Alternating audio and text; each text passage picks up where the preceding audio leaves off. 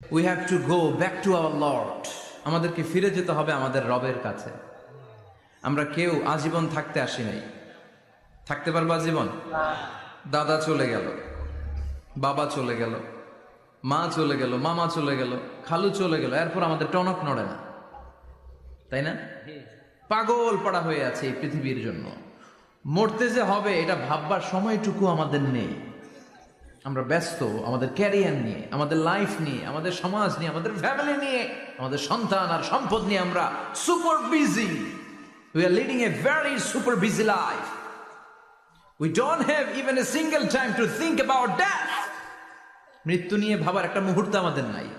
কিন্তু পৃথিবীর সবচাইতে সুনিশ্চিত বিষয় হচ্ছে মৃত্যু, ঠিক কিনা?